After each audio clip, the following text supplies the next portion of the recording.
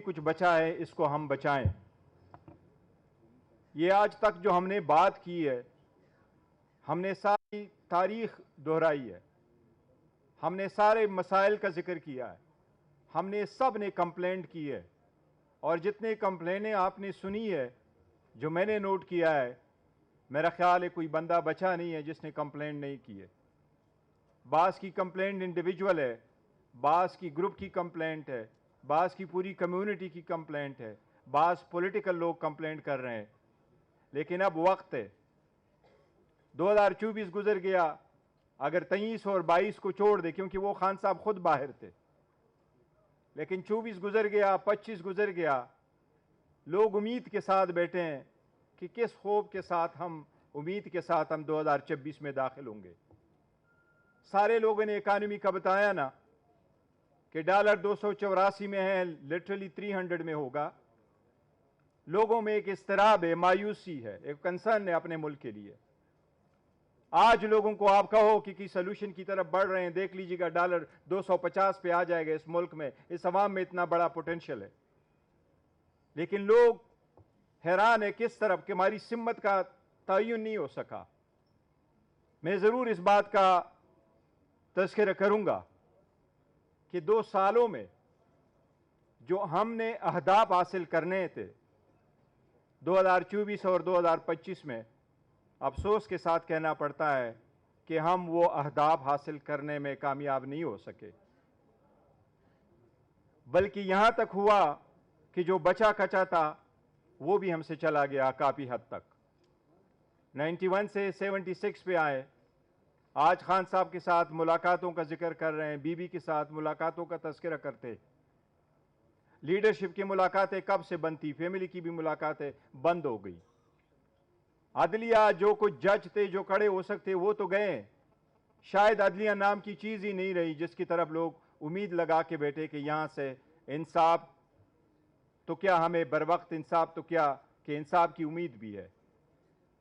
इसलिए सर्कमस्टांसेस में मैं फिर भी कहूंगा, और मैंने कल भी जिक्र किया था, कि नेगेटिव में भी पॉजिटिव का सोच रखें। फिर भी हम चाहते हैं कि जमहूरियत रहे, और ये जमहूरी कश्ती और ये शिप तो डूब रहा है, लेकिन हमने डूबते डूबते इस कश्ती को उछाला देना है ताकि हम अपने अवाम को साहिल पे पहुंचा सके।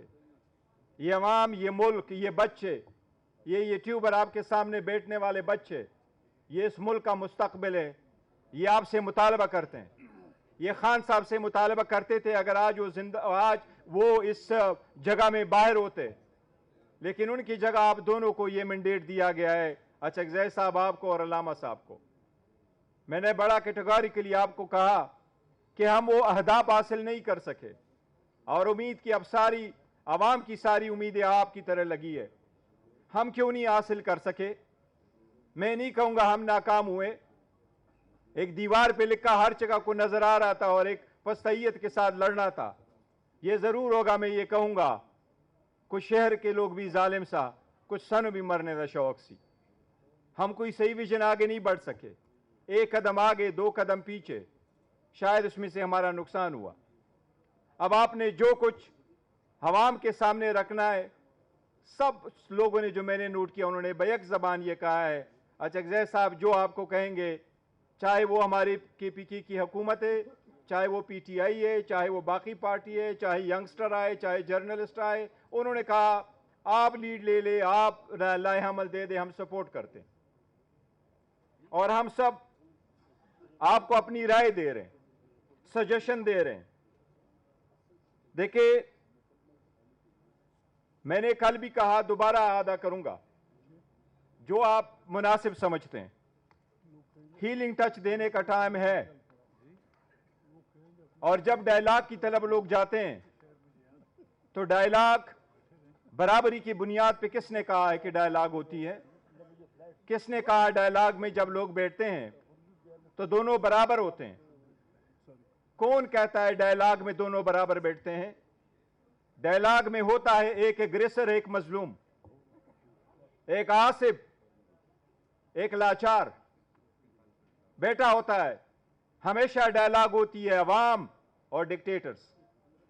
आप लोग तो थे 2002 में, लियाकत बलोच साहब तो थे 2002 में। मुशर्रफ के साथ क्या डायलॉग हुई थी, उनको यूनिफॉर्म के हद तक कहां तक पहुंचाया, किस तरह की डायलॉग हुई। जमहूरियत में डायलॉग जमहूरियत का हिस्सा है। जो यह कहता है डायलॉग कमजोरी है, मैं उसको जमहूरी सोच के मनाफी समझता हूं।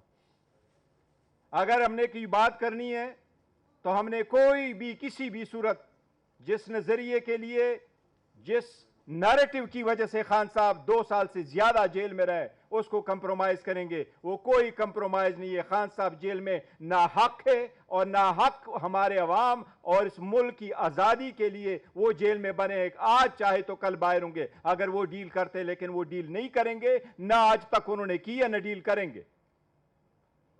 खान साहब के नजरिए जाविये पे कोई कंप्रोमाइज नहीं है। लेकिन व्हाट्स नेक्स्ट? आज हमने 2 दिन कंप्लीट कर लिए। इतनी दुनिया ने स्पीचें की। इस सेमिनार से हम क्या लेना चाहते हैं? इस सेमिनार की कंक्लूजन पे 24 करोड़ अवाम इस वक्त उम्मीद लगाए बैठे हैं। हम क्या पैगाम देना चाह रहे हैं? हम किस तरफ इनको लेके जाना चाहते हैं? इस फस्तायत से जान कैसे छुड़ाएंगे? इस फस्तायत का मुकाबला किस तरह करेंगे? इन पार्लियामान जो पहले से खामोश किया गया था, इसमें बैठ की क्या फायदा? लेकिन इसमें बैठते रहें।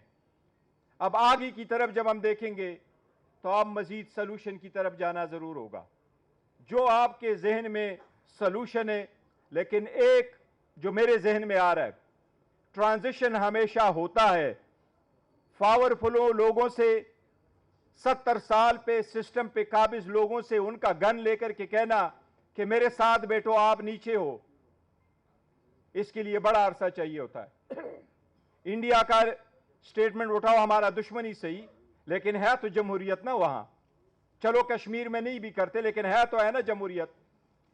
मैंने एक तस्वीर साथी को बताया कि देखे जी, आगे देखे, उनका चीफ ऑफ आर्मी स्टाफ 6ठे नंबर रो में बैठा हुआ है मोदी के ओथ में, और उससे पहले वाले सीट में शाहरुख खान बैठा है।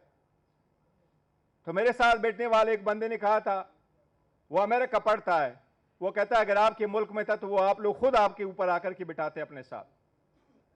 70 सालों में जो हुआ, शायद 1 महीने दे में तो ये खत्म नहीं होगा। लेकिन ट्रांजिशन को पावर पॉलिटिक्स से इसको अवामी पॉलिटिक्स में कैसे लेके आएंगे, आपकी तजर्बे की जरूरत है। और आप जैसा तजर्बा दोबारा कॉल करता है, बिकॉज पूरा कौम यह जानती है कि यू वर द वन जिसने जियाउल हक के खिलाफ, उसके अमेंडमेंट के खिलाफ सबसे पहले आप सुप्रीम कोर्ट भी गए थे और आपने स्ट्रगल भी किए। इस वक्त की जो क्लाइमेट है, इसमें हमारी दुआ होगी आपको, अल्लाह आपको इस्तिकामत दे, और इंशाअल्लाह आप आवाम को ये कश्ती आप साहिल पे ले जाएंगे। मैं आपके साथ हर जगह जो आपका हुक्म होगा हम मौजूद होंगे। असद कैसर साहब होंगे, जुनेद साहब होंगे, सीएम साहब होंगे, सारे छोटे बड़े आपके साथ हैं। ट्रांजिशन की तरफ देखें। यह ऐसा नहीं है जब पावर में लोग रह जाते हैं उनका मिजाज बदल जाता है। आज मजलूम भी हमें, और हम सारा कुछ को बैठे, बट इतने के काबिल नहीं रहे कि सामने बैठ करके बात कर सके। नंगी गालियां दी गई है, लेकिन ताकत नहीं है कि उनका जवाब लुटा सके। बिकॉज मुल्क की फिक्र है, जमहूरियत की फिक्र है। हर एक कोई खान को गाली दे दे और हम जवाब न लौटा दे, लेकिन मुल्क का आसरा है, जमहूरियत के आसरा है। दीवार से लग गए, मैं कहूंगा लग नहीं गए, चुन दिए गए। ये सारी दुनिया जानती है कि ऐसा ही है, सच अगर हम बोले तो। लेकिन इन हालात से आगे फिर जाना है। सियासी सलूशन, प्रॉब्लम के लिए सलूशन हल जरूर आपने ढूंढना है। चकज़ई साहब, हमारे पास मैंडेट नहीं था, अगर था भी तो जैसे मैंने आपको कहा, कुछ शेर के लोग जालिम सा, कुछ शानों भी मरने द शौक सी। शायद हम कुछ भी परसू नहीं कर सके, कुछ अपने नहीं छोड़ सके, कुछ बेगाने भी बड़े जालिम थे। अब कुछ हुआ, लेकिन जो सामने नहीं बैठता उनका मिजाज बदल जाता है। एक मर्तबा नॉर्थ कोरिया के डिक्टेटर ने अपना इलेक्शन रिजल्ट पढ़ा और जिसने रिजल्ट दिया था उसके मुंह पे मारा। उन्होंने कहा था अच्छा मेरा रिजल्ट कितना है, उन्होंने कहा सर 99.9% रिजल्ट आया। उन्होंने कहा अच्छा 99.9। उसको ये भी बुरा लगा कि ये बुरा है और सर पे मारा। आपको याद होगा सदाम, कदाफी, उनके इलेक्शन हुआ करते थे। सदाम को एक मरतबा बड़ा गुस्सा चढ़ा कि मेरे 97% रिजल्ट क्यों आया, मुझे तो 97% से ज्यादा वोट मिलना चाहिए। शायद इनकी जीन्स में होता है बाज लोगों के। तब जाके अल्लाह ने फिरौन के सामने मूसा अलैहिस्सलाम को बेचते हुए कहा था कि फिर भी वहां जाओ, लेकिन जरा धीमे अंदाज में बात कर लेना, सरकश ऐसे होते हैं।